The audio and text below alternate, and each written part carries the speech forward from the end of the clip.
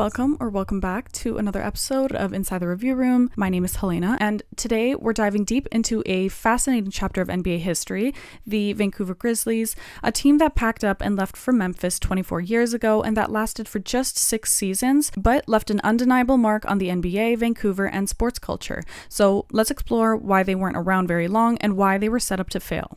Rep the set, yeah, gotta rep the set. Okay, so to start, let's rewind to 1995.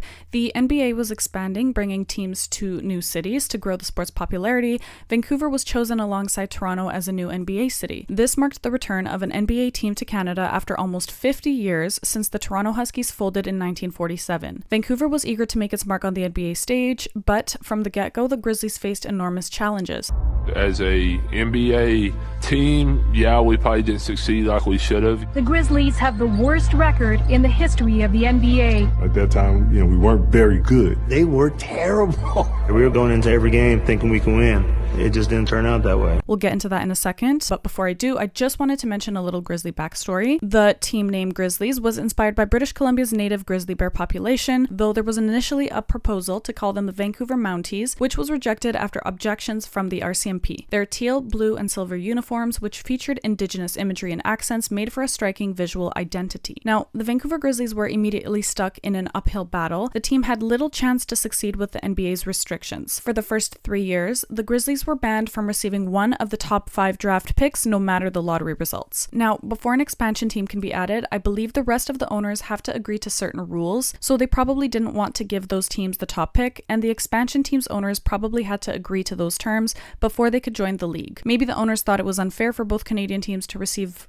both the top overall picks against other teams that have already been established for years and the expansion draft. So this may have been a compromise on both sides. For Vancouver to have enough players for their team, the NBA allowed them to pick players from all the other NBA teams, except of course for each team's protected 8 players, which meant Vancouver had their pick of bench warmers. And to add to the league's restrictions, there were questionable NBA draft picks by then Grizzlies general manager Stu Jackson, who we'll talk about a little bit later. To make things worse, their salary cap was capped at 2/3 of their usual amount, so for the first few years they had to build a roster from bench warmers and unproven talent, which was crucial for them to build their team and attract a fan base. From there, the Grizzlies were a revolving door for players and coaches, because in just 6 years they went through 5 coaches. On court they were awful, finishing the worst record in their debut season, 15-67, and continuing to post, respectfully, embarrassing numbers throughout their run. The franchise had a record number of losses in multiple seasons, and they never made it to the playoffs. Not even a star like Sharif Abdur-Rahim, drafted 3rd overall in 1996, could turn things around. The team's performance on the court wasn't enough to keep the fan base excited. Vancouver had a passionate basketball culture, but the Grizzlies were plagued by poor management decisions and inconsistent performances. As a result, the team's attendance numbers dropped, and the atmosphere at the arena, called General Motors Place, GM Place, now known as Rogers Arena, wasn't as energetic as you would expect for an NBA franchise. I think Vancouver fans were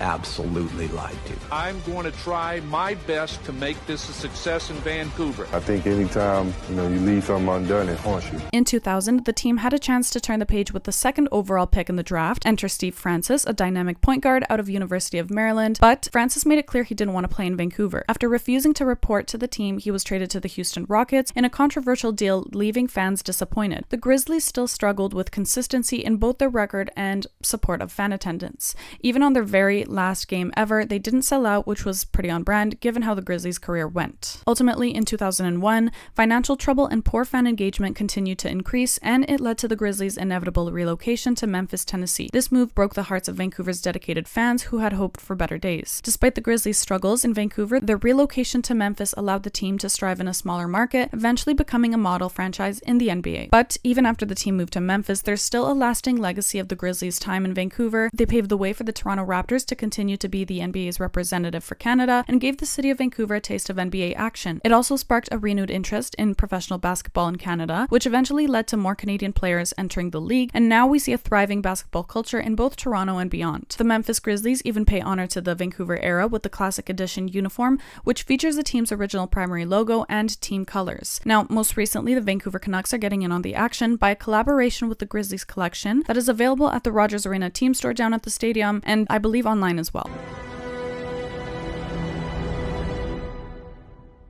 Okay, so now let's quickly discuss Stu Jackson. Stu Jackson, who served as the general manager and head coach of the Vancouver Grizzlies during their early years in the NBA, was considered controversial for several reasons. For one, the Vancouver Grizzlies struggled significantly during Jackson's tenure. As a new expansion, they faced challenges, but the team's poor performance, winning only 14 games in their inaugural season and not much improvement in subsequent seasons, was often attributed to his management decisions. Like, there's so many people you could point fingers at. For some reason, I put all the blame on Stu Jackson. It almost looked as if he wanted us to not be good. Jackson made some questionable draft choices, which were criticized for not adequately addressing the team's needs or maximizing their draft positions. For instance, the selection of players who did not develop into impactful stars contributed to the team's struggles. Some of Jackson's trades and player acquisitions were also seen as controversial. Critics argued that these moves did not significantly improve the team's competitiveness or were unfavorable in terms of value received versus given. Sound familiar? As both the general manager and coach, Jackson was responsible for setting the strategic direction of the team. His vision and execution were often questioned, particularly when the team failed to show substantial improvement over multiple seasons. Jackson's tenure with the Grizzlies was marked by these controversies, contributing to a perception that his leadership was not effective in establishing the team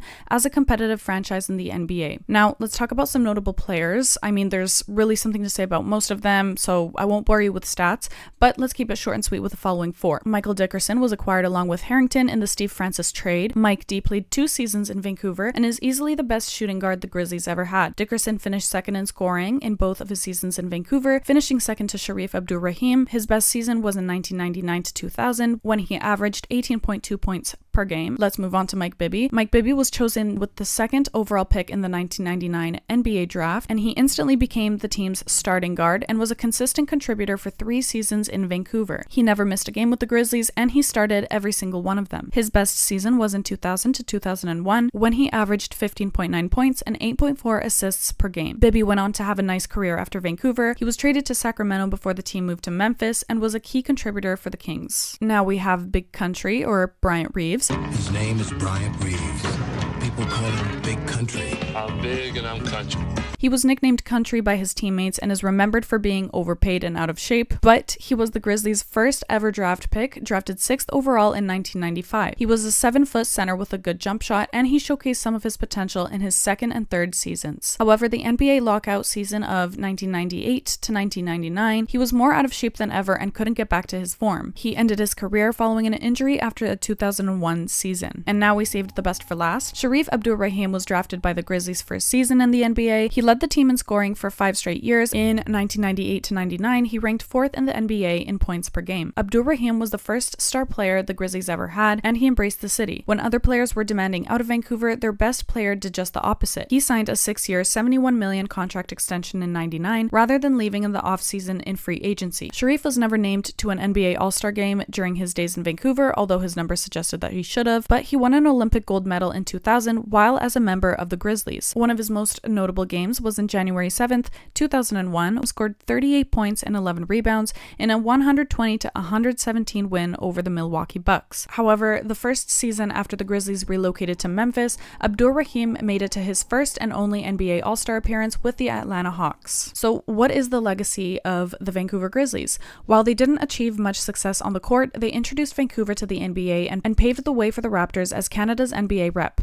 The Grizzlies were also the first NBA team to launch a website, making them a pioneer in sports tech, but off the court they were known for their unique uniforms inspired by the native Canadian culture. Their struggles also highlighted the financial and logistical challenges of operating an NBA team in Vancouver. With their departure, the city's dreams of having another NBA team never fully materialized. Vancouver still hopes for a return, but the expansion fees and construction costs for a new arena make that dream distant. Despite the challenges, the dream of having another NBA team in Vancouver persists. However, the competition is fierce. Montreal and Seattle are likely candidates for future expansion, especially with Seattle's revamped arena and basketball culture. But Vancouver unfortunately remains a long shot. So to wrap it up, the Vancouver Grizzlies were a team full of promise, but ultimately were taken over by the struggles both on and off the court. They weren't around long, but their impact on Canadian basketball is undeniable. They laid the groundwork for the Raptors' success and sparked renewed interest in Canadian basketball talent in the NBA. But was Vancouver set up for failure? I mean, is the NBA dream dead in Vancouver? Should we keep dreaming? Or is it something that they should be actively discussing? Perhaps it's something that Vancouver is missing. So let me know what you think, and thank you so much for tuning into this episode of Inside the Review Room.